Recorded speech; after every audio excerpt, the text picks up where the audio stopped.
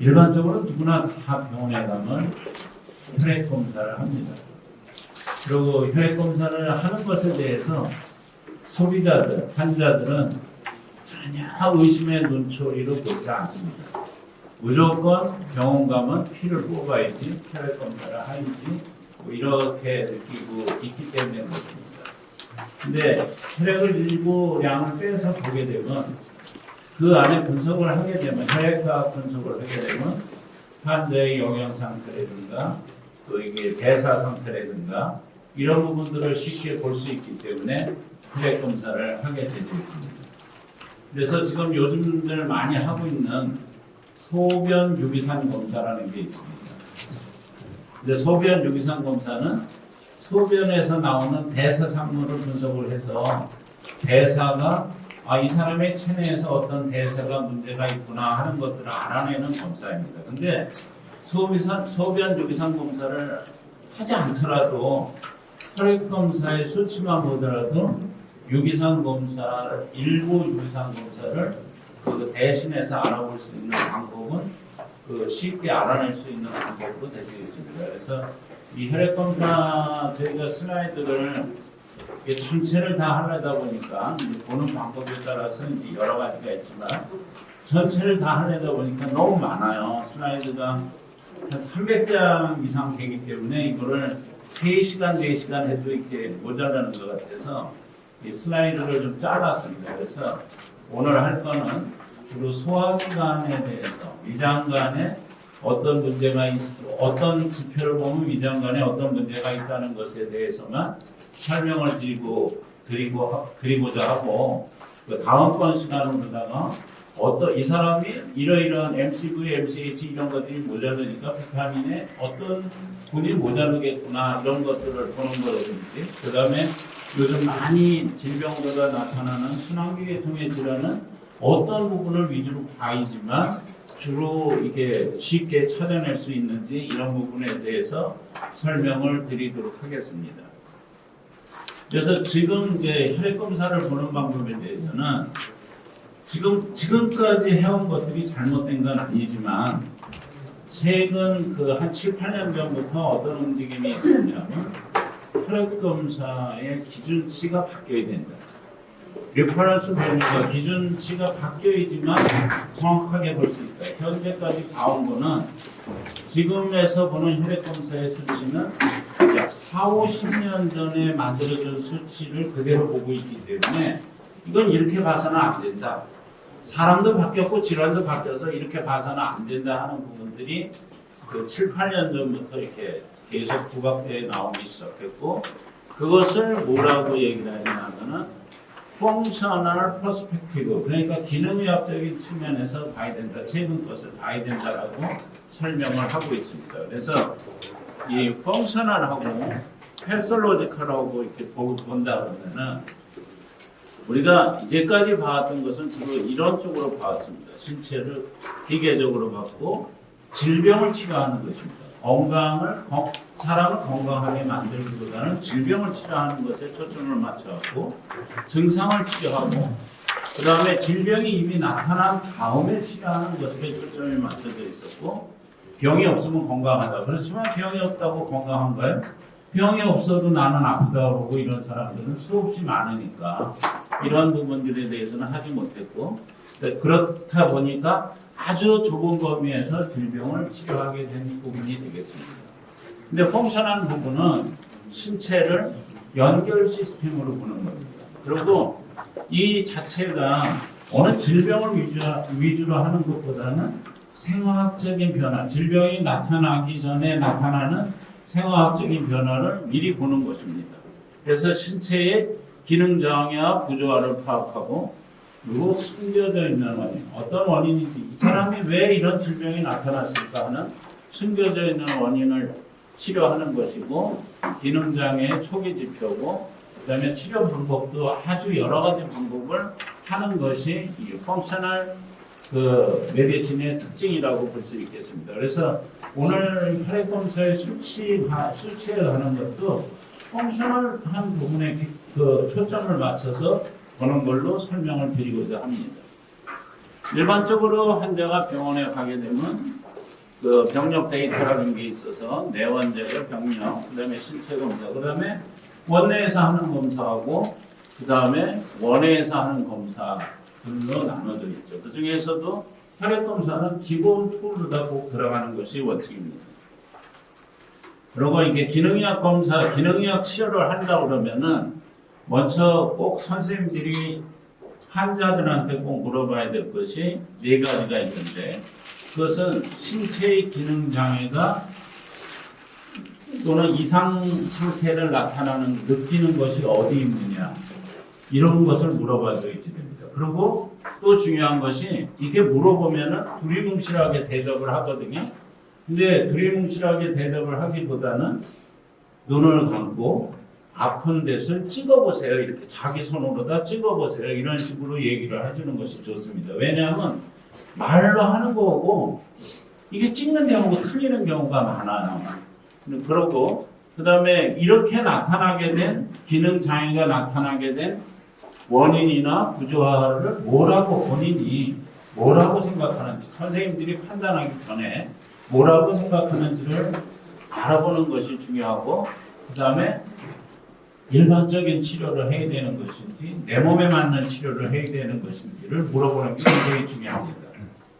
선생님들이 많은 질병 환자를 치료하는 데 있어서 내 부분으로 따라오지 못하게 하는 부분이 뭐냐면, 지금 그 의료보험 체계가 잘 돼 있어서 의료보험이 얘 하는 걸로 다 비용이 환자들이 5천 원만 들고 가면 병원 치료를 다 하고 있는 것으로 알고 있기 때문에 내 몸에 맞는 치료를 5천 원 가지고 어떻게 할 수 있겠습니까? 그러니까 환자들한테 물어보세요. 아, 이거를 편안하게 그냥 그 일반 병원에서 하는 치료대로 해드릴까요? 아니면 내 몸에, 당신 몸에 맞는 꼭 치료를 원하십니까? 그러면 100이면 100이 돈이 좀 많이 들어도 내 몸에 맞는 치료를 해달라고 요청을 합니다. 근데 그렇게 요청을 하면은 어느 병원에서는 이게 라인이 틀려집니다. 딱 한쪽은 일반 그 병원 약물 치료를 하는 환자분, 또 한쪽은 내 몸에 맞는 기능의학 치료를 하는 환자분. 이것은 환자의 그 데스크에 앉아서, 진료 책상에 앉아서 환자들한테 네가 어느 것을 원하느냐에 따라서 틀려지게 되어 있습니다.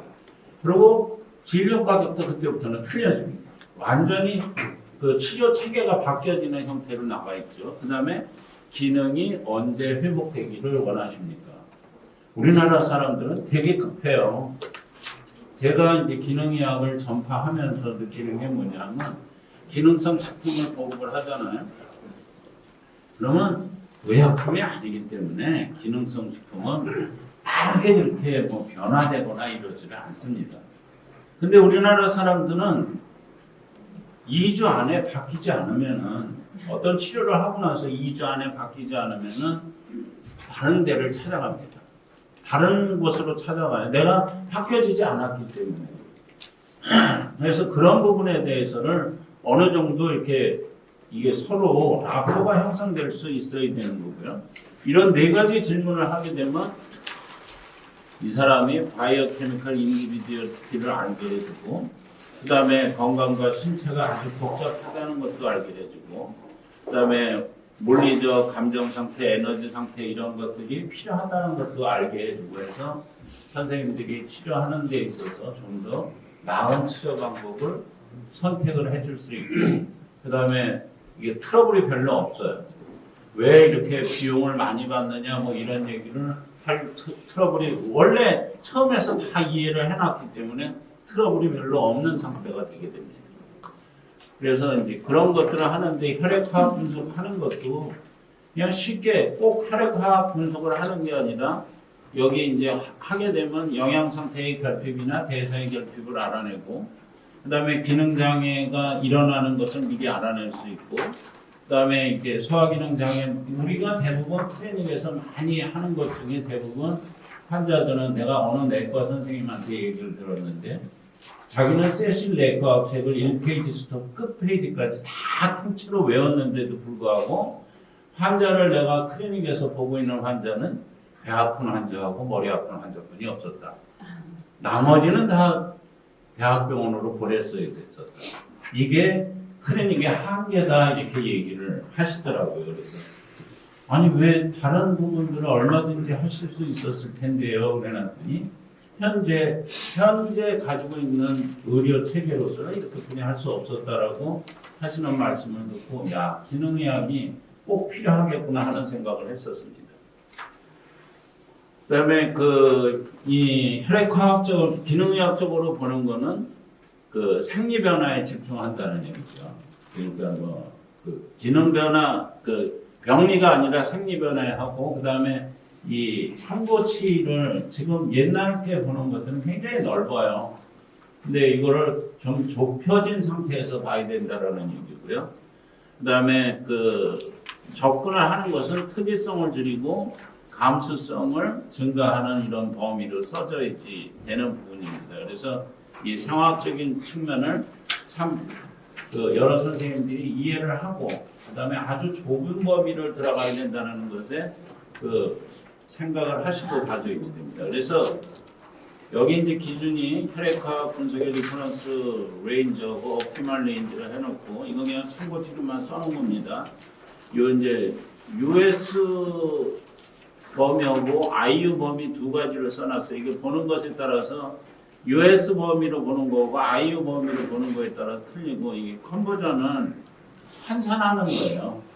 이게 이제 여기는 이제 US 범위의 옵티멀 레인지가 6.9에서 7.4지만 이게 IU 범위로 보면 69에서 74거든요. 이게 병원마다 다 틀리게 나오고 있지만 여기서는 IU 국제 단위로다 인터내셔널 유니트 단위로다 보는 것을 해놨고 컨버전 하는 것은 10을 곱한다든지 0.0551을 곱하다든지 환산하는 법에 따라서 틀려지게 되어 있습니다. 그래서 주로 이제 옵티멀 레인지로다 주로 보는 것을 원칙으로 하고 있습니다. 그 다음에 이거는 임상 진단에 사용하는 검사 항목하고 정상 참고 범위를 해놨는데 이게 SGOT, GPT 이런 것들이 주로 어떤 데 쓰는 거다. 여러 선생님들이 다 알고 있는 거를 참고 자료로 올려놓은 상태입니다. 그래서 우리가 질병을 치료하는데 병원에서 꼭 해야 되는 것들은 뭐냐면 병원에 하는 역할이 환자들이 오면은 그 환자들을 건강하게 만들어주는 것이 가장 큰 목적이 그 병원이 존재하는 이유입니다. 선생님들이 존재하는 이유가 되죠. 그것을 알기 위해서 건강의 기본을 알기 위해서는 첫 번째가 적절한 영양 상태가 되어 있느냐, 올바른 시기를 하고 있느냐가 이게 첫 번째입니다. 의외로 영양 상태가 올바르지 못한 상태 이런 것들에 대한 검사 이런 것들이 이제 혈액 검사, 소변 검사, BI 검사, 모발 검사 이런 여러 가지 원내의 검사를 다 하고 있는 것이죠. 그 다음에 중요한 것이 적정한 수분입니다. 지금 선생님 병원에 환자들이 원장님 오면은 그 환자의 몸의 수분의 양이 적절한지 안 적절한지 판단하시나요? 안 하시죠. 대부분 안 하시죠. 근데 이게 굉장히 중요한 부분이에요. 우리 몸 속에서 건강을 유지하는 데서 제일 중요한 것은 수분이에요. 근데 수분도 그냥 몸속에 자기 체중의 60%가 정상인의 수분이라고 하지만 이것이 수분이 그러니까 세포 내의 수분이 적절한지 세포 외의 수분이 적절한지에 대해서 구분을 하지 않아요. 근데 겉으로는 멀쩡하게 보여도 수분의 양이 60% 맞게 배져 있는데도 불구하고 체외 그러니까 세포 외로만 있는 환자들이 있어요. 그런 사람들은 굉장히 질병을 앓고 있는 사람들이거든요. 엊그저께 생로병사에서도 보니까 왜 피곤한가 해가지고 거기에서 나오는 게 이거 수분의 양을 체크하는 것이 제일 우선이라는 얘기를 하더라고요. 그 다음에 소화 기능이 제대로 잘 되고 있고 독소는 몸에 없는지 그 다음에 비타민 미네랄의 균형 그 다음에 중요한 것이 이제 필수 지방산의 상태 산화 스트레스 신진대사 호르몬의 균형 이런 것들만 보게 되게 되면은 암환자도 역시 마찬가지고 이 지표를 통해서 환자 관리를 해 주시면 되는 겁니다. 그래서 그 블러드 케미스트리 중에서도 위장관 가스트로인테스티널 마커에 대해서 주로 살펴보기로 하겠습니다. 그래서 그 위장관 시스템의 참조 범위는 대개 몇 가지를 보자면은 토탈 프로테인, 글로불린, 알부민, 번, 그다음에 크레아티닌, 그다음에 포스포러스, 에오시노필 이렇게 딱 7가지가 위장관 마커 지표로다 혈액 검사의 지표로다 쓰이고 있는 부분이고요. 램 레인지는 이렇게 옵티멀한 레인지가 아니고 일반적으로 이렇게 넓지만 우리가 주로 봐야 될 것은 이 범위 내에 있느냐 없느냐를 보는 것이 더 중요한 부분입니다.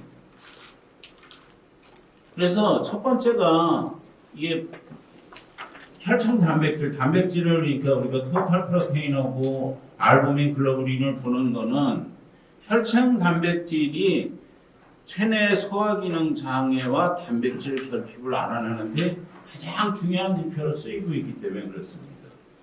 근데 단백질 결핍이 뭐 그렇게 중요하냐 그렇지만 이제는 노인 인구가 급속하게 늘고 있습니다. sarcopenia 환자들이 급격하게 늘어나고 있는데 그 환자들은 거의 다 단백질이 모자란 상태입니다. 그 상태를 보게 되는 것이 이제 그 위장관 그 마커를 보게 되는 백그라운드 중에 들어가고 있습니다.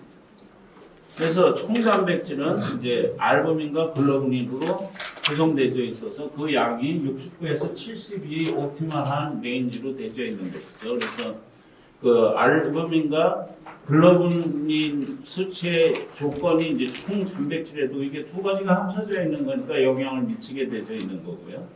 그다음에 알부민 총 단백질은 정상인데도 불구하고 요거 하는 것이 맞는 것이 알부민과 글로불린 레벨이 각각의 이상이 있는 경우도 있다라는 겁니다. 그래서 우리가 이렇게 단백질 양을 보는 것이 중요하고 혈청 단백질은 특히 뭐를 중요시 하느냐 하면 기능적 소화장애, 그 다음에 영양결핍, 탈수를 선별하기, 탈수 증상이 있느냐 없느냐, 탈수를 선별하기 위해서는 아주 꼭 필요한 그 마커다 이렇게 설명할 수 있습니다. 그래서 여기 총단백질에서 이제 임상시사점 해가지고 이게 높은 경우는 탈수, 총단백질의 양이 많은 경우에는 탈수고 간 담도 기능 장애가 있는 경우가 이런 경우다. 그러니까 74g per 리터 이상으로 증가된 혈청 우리가 60개에서 70인데